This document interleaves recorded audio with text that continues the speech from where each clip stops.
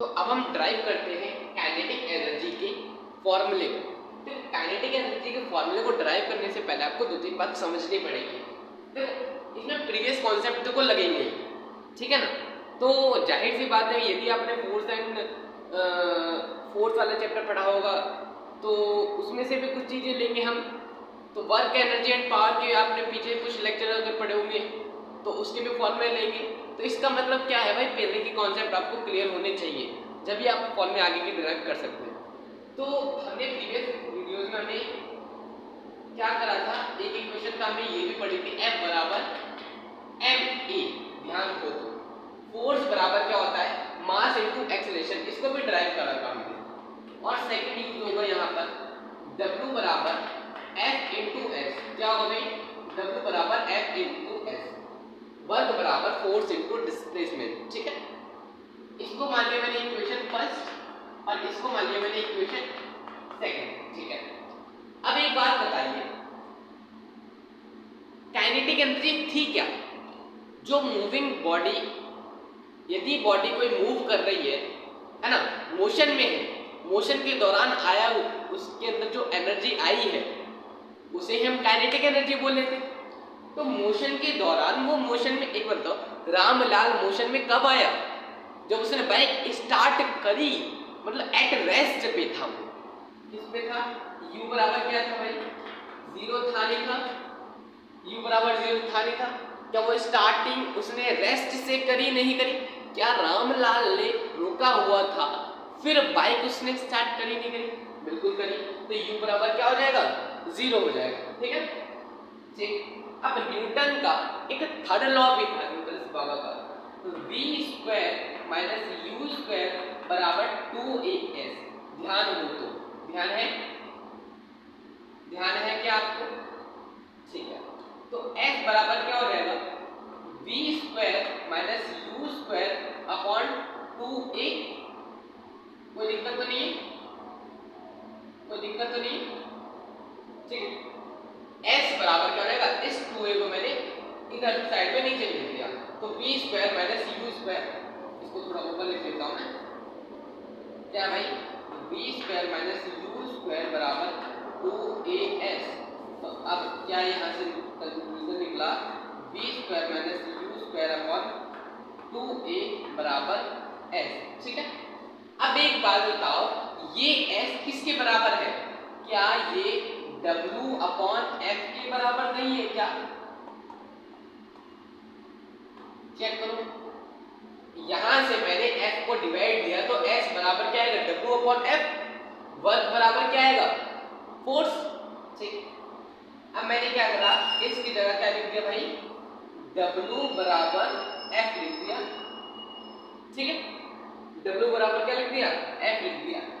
लेकिन आपको समझ आना चाहिए, तो बकायदा पूरा सॉल्व करेंगे। तो यहाँ पर क्या आ जाएगा, S बराबर S नहीं, W अपॉन F बराबर V square minus U square upon 2a, ठीक। अब एक बात बताओ, क्या F बराबर ma था नहीं था? था, तो इसको पुट करो, तो W अपॉन ma बराबर v square minus U square upon 2a आएगा नहीं आएगा? आएगा। यहां पर मैं क्या करूं, इस ma को मैं इधर भेज देता हूं, तो क्या आएगा, w बराबर ma into V square minus U square upon 2a, ठीक। क्या इस a से ये a कैंसिल आउट नहीं हो जाएगा? हो जाएगा। तो W बराबर क्या आएगा, m upon 2 v square minus U square. बताओ, v square minus U square, ठीक है। यहां पर मैंने क्या बताया, एट रेस्ट पे था, तो u स्क्वायर की u की जगह क्या जाएगा, जीरो हो जाएगा, और जीरो का स्क्वायर ही जीरो रहता है, ठीक है। तो W बराबर क्या हो जाएगा, इसको तो मैं हाफ बोल सकता हूं, हाफ, ये m रहेगा, ठीक है, ये v स्क्वायर माइनस जीरो हो जाएगा, ठीक है। यहां से मैं इसको रफ कर देता हूं, ठीक है। तो v square minus u square था बराबर 2as। यहाँ तक तो आपको क्लियर रहेगा। अब ये करता हूँ, ये w बराबर हाफ m, देखो m v स्क्वायर हो जाएगा माइनस m को 0 से मल्टीप्लाई करें तो 0 आएगा, और किसी को भी अगर मैं 0 से माइनस करता हूँ, किसी भी अगर वो नंबर क्या है भाई, नंबर माइनस 0 बराबर क्या आता है, नंबर आता है, ये बचपन से आप जानते हो, ठीक है। तो यहाँ क्या आ जाएगा, w बराबर हाफ एम वी स्क्वायर, ठीक है भाई। मुझे ये तो बात समझ आ गई। यहाँ भाई w क्या है, w क्या है भाई, वर्क है।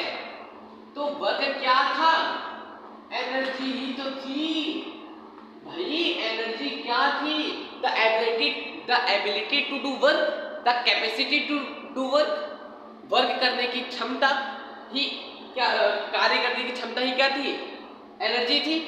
तो energy just like a work, ठीक, एनर्जी का आप वर्क बोल सकते हो। उसने इतना कार्य किया, उसने इतनी, उसमें इतनी एनर्जी है, ठीक है। जैसे जो आपका वेट था वो जस्ट किसके सिमिलर था, फोर्स के सिमिलर था, मैंने आपको बताया था। तो यहाँ पर क्या आ गई, ये वर्क किसमें हो जाएगा, काइनेटिक एनर्जी में हो जाएगा, ठीक है। क्योंकि इस टाइम कौन सी एनर्जी चल रही है, काइनेटिक एनर्जी चल रही है। तो के ई बोल दिया अपन लोगों ने, ठीक है। तो यहाँ से के ई क्या निकला, के ई बराबर निकला हाफ एम वी स्क्वायर। इतना आसान, हाँ जी इतना आसान, ठीक है। बात क्लियर, कोई दिक्कत बिल्कुल नहीं। अच्छा यहाँ पर हम नोट डाउन कर लेते, तो फटाफट नोट डाउन कर पाएगा उसको पहले। तो यहाँ पर मैं यहाँ पर आपको लिख देता हूँ, m क्या है, मास है, v क्या है, तो वेलोसिटी है। कौन सी वेलोसिटी, फाइनल वेलोसिटी या इनिशियल वेलोसिटी, फाइनल वेलोसिटी है, क्योंकि इनिशियल क्या थी, 0 थी, ठीक है। आप फटाफट नोट डाउन कर लिया। तो अब इस पे एक क्वेश्चन कर लेते हैं ताकि आपको कॉन्सेप्ट क्लियर हो जाए। काइनेटिक एनर्जी बराबर क्या रहेगा, मुझे बताओ, हाफ एम वी स्क्वायर। क्या था, हाफ एम वी स्क्वायर। अब एक क्वेश्चन क्या है, एक व्यक्ति है जिसका एक बॉडी है जिसका मास 15 केजी है, क्या है 15 केजी है, और उसकी जो वेलोसिटी है वो क्या है 2 मीटर पर सेकंड है, ठीक है। इसकी काइनेटिक एनर्जी बताओ, काइनेटिक एनर्जी क्या रहेगी। तो काइनेटिक एनर्जी क्या था, के ई बराबर half M V square. Half M कितना है 15 है, वी स्क्वायर कितना है, वी कितना है 2, 2 दूनी 4, 2 टू द 4 कितना आएगा 15 to the 30 joule. Kinetic energy कितनी आ जाएगी 30 जूल। ऐसे ऐसे क्वेश्चन है, ठीक है। बाकी कॉन्सेप्ट सीरीज, क्वेश्चन सीरीज भी लाऊंगा, जैसे हमारी सारी कॉन्सेप्ट क्लियर हो जाएगी तो कॉन्सेप्ट क्लियर हो जाने के बाद उन पे बेस्ड मैं क्वेश्चन भी लाऊंगा, ठीक है। यहाँ तक आपको सब समझ। एनर्जी बराबर क्या होगा, हाफ एम वी स्क्वायर। तो यहाँ से मैं क्या बोल सकता हूँ भाई, काइनेटिक एनर्जी जो है वो डायरेक्टली प्रोपोर्शनल है किसके, मास के, किसके, mass of the body and the object बोलो, ठीक है। ये ध्यान रखना। इसका मतलब क्या है भाई, मास बढ़ेगा तो क्या काइनेटिक एनर्जी बढ़ेगी, बिल्कुल बढ़ेगी। क्या मास घटेगा तो काइनेटिक एनर्जी घटेगी, बिल्कुल घटेगी, ठीक है। क्या बात समझ आई, kinetic energy is directly proportional to its mass. किसका मास, ऑब्जेक्ट का या बॉडी का, ठीक है। यदि उस बॉडी का मैं मास को बढ़ाऊं तो क्या काइनेटिक एनर्जी बढ़ेगी। अगर मैं काइनेटिक एनर्जी को डबल कर दूं तो क्या मास में अंदर क्या आएगा, तो मास भी क्या हो जाएगा, डबल हो जाएगा, ठीक है। अगर मैं काइनेटिक एनर्जी को क्या करूं, डबल करूं तो मास भी क्या हो जाएगा, डबल हो जाएगा। ऐसे क्वेश्चन आते हैं आपको देखने को मिलेंगे। अगर मैं इसको हाफ कर दूं तो ये क्या हो जाएगा, हाफ हो जाएगा ये भी, ठीक है। काइनेटिक एनर्जी और किसके डायरेक्टली प्रोपोर्शनल है, काइनेटिक एनर्जी डायरेक्टली प्रोपोर्शनल है वेलोसिटी के स्क्वायर के, square of the velocity, square of the velocity, ठीक है। वेलोसिटी के स्क्वायर में क्या है, डायरेक्टली प्रोपोर्शनल है।